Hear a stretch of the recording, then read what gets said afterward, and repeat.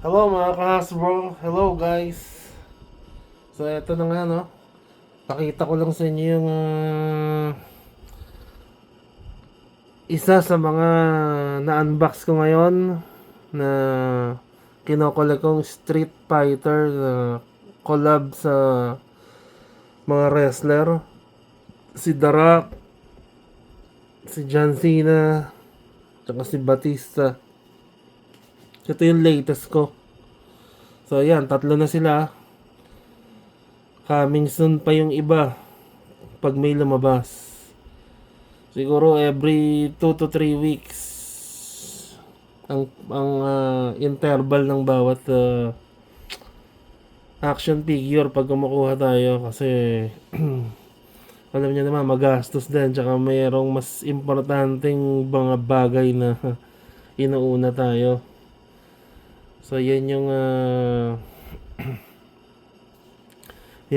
aking nabuksan ngayon. Ito yung kahon. Hindi ko na na-unbox kasi nga siningit ko lang to para matapos na. Yan yung ating bagong ko-collectionin. At sa susunod pa yung iba. Tingnan ko kung magkakaroon ng ganitong wave sa wrestler. Ito yung yung original na M. Bison. Oh. Ito yung original. Ayun yung wrestler. Si The Rock ang nag-portray dito. Ito yung original na M. Bison. Kaya sabi ko nga tingnan natin kung makaka ipon ng pang wrestler.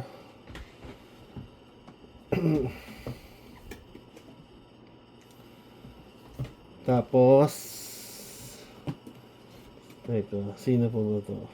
Ito yung original naman na ito naman yung original na Guile.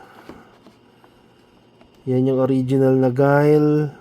Ito si John Cena yung ginawa nilang Guile sa wrestler. Yan yung original na Guile. Ang wala ako ay wala ako nito si Sagat. Wala pa ako niyan dito sa original.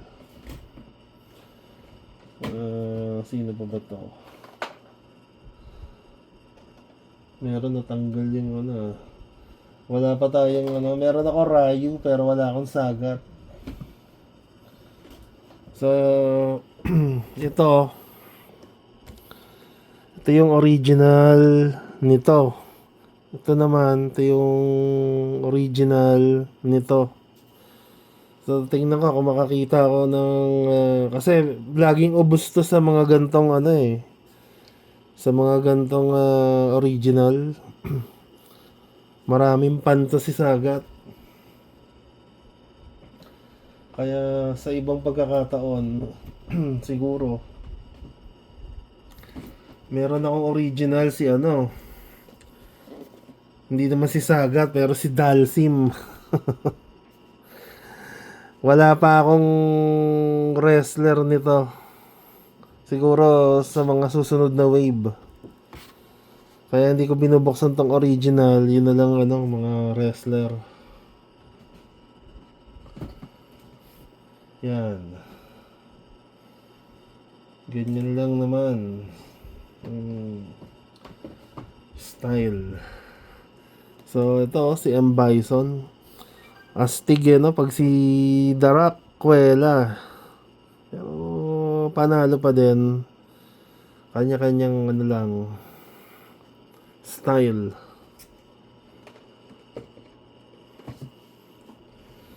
Yan yung ating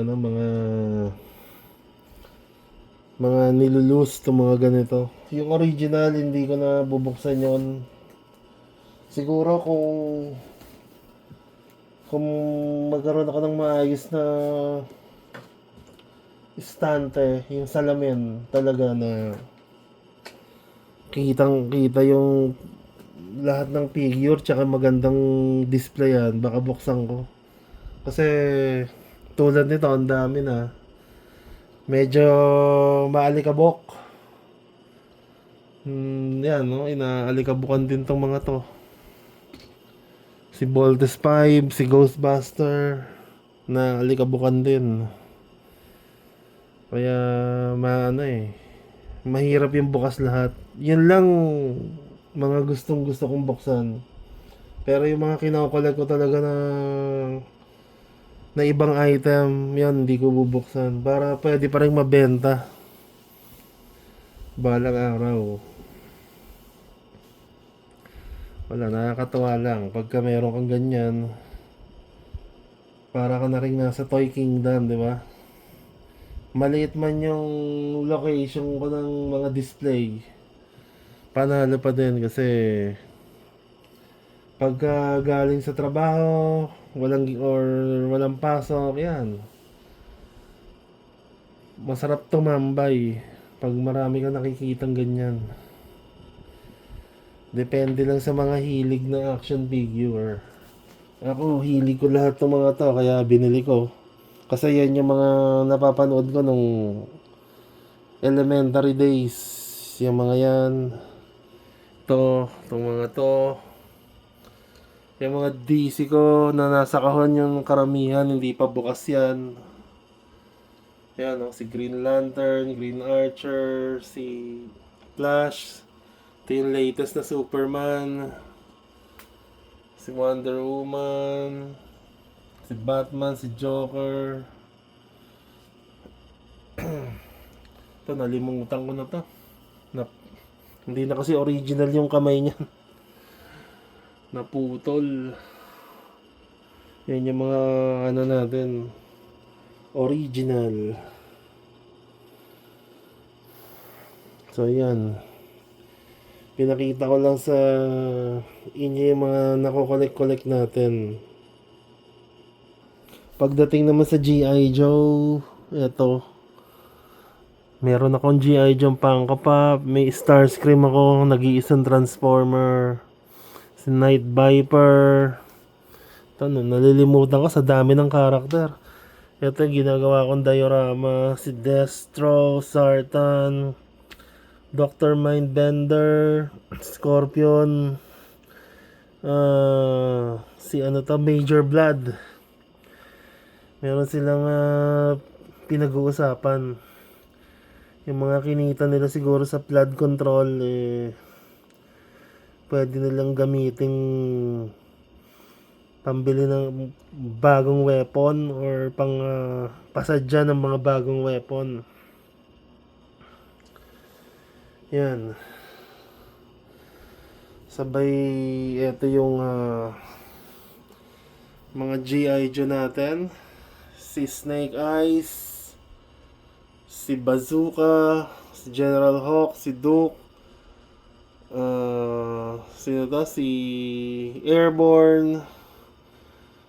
Ito yung rin to Airborne din na, pero nalimutan ko yung pangalan nito. Si Flint, si Lady J. Ito yung Kit Bash ko na Baroness. Yun si Scarlet yung driver. Nalimutan ko tuloy ito si minsan nalilimutan ko. Ayan si Quick Kick, nag-iihaw. Si Law and Order, yung may aso. Si Jinx, si Tunnel Rat, si Beachhead. Ito si Big Love, si Zarana, si Mainframe, si Dial Tone. Ano pangalan ng SWAT? Nalimutan ko na naman. Ayun, si Kate Bash ko, si Quick Kick din to. Itong isa, ito si Barbecue. Ito, mo. May mga nalilimutan ako sa dami. Ayun, si Bazooka, si Alpine, sino ba to? Mo yung Marines. Nalimutan ko na naman. Mahirap talaga ito mga tanda. Nagiging malilimutin. Ito, dalawang Firefly. Ito, Kate Bash ko na Cobra Viper. Ginawa kong Astro Viper. Ito yung Mickey Mouse na Cobra Commander. Storm Shadow. Ito yung Pimp Destro. Marami tayong ano, ito yung dalawang kambal. Tapos yung dalawang Cobra Eel. Parang ano nila yung pang sised. Ito ang Dreadnoks.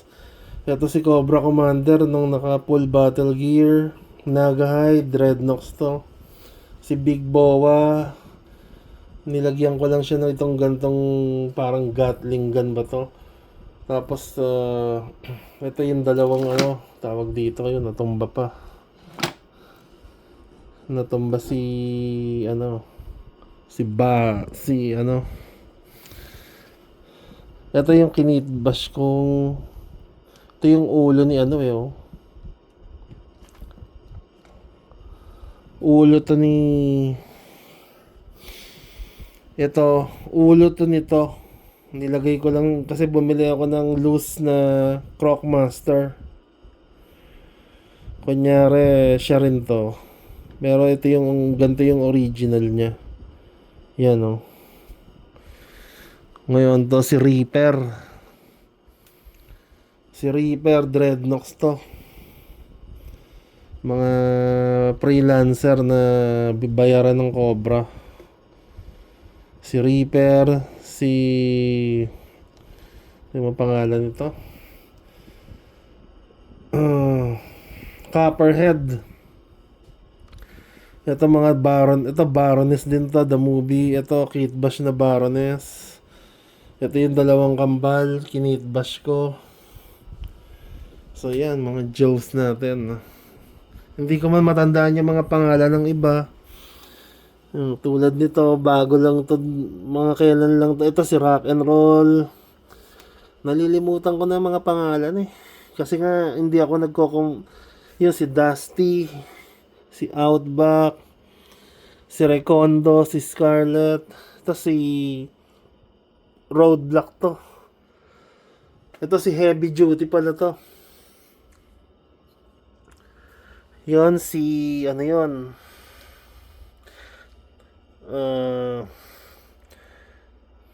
Shipwreck. Ito ibang shipwreck to. Ngayon ito si Sweatsuit, si Torpedo. Yan. Sergeant, ano ba to? Di ba nalimutan ko to. Ito yung Indian, si to, Kitbash ko to eh. Ito si Recondo rin to. Ngayon, ayun yung si Lifeline, si Doc Greer. Marami pa.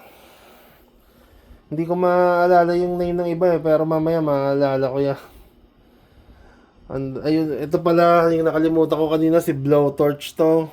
Ito naman si yung bossing ni Junkyard. Ito yung aso niya eh. Nalilimutan ko eh. Itong naka-green lalo, si Sci-Fi. Si Sci-Fi ito. Si Sci-Fi. Nalimutan natin.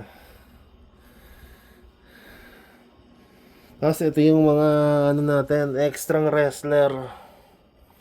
Si The Rock, si Hulk Hogan, si Undertaker, John Cena, Cody Rhodes, Steve Austin, si Kane, Roman Reigns. Nalilimutan ko na yung iba, yung tatlo. Tapos si Jeff Hardy pala tong isa. Dapat ano eh, yung mga kahon di ko winawala. Ito naman yung Marvel Legends natin. Mix na siya. Yan yung mga Marvel Legends natin.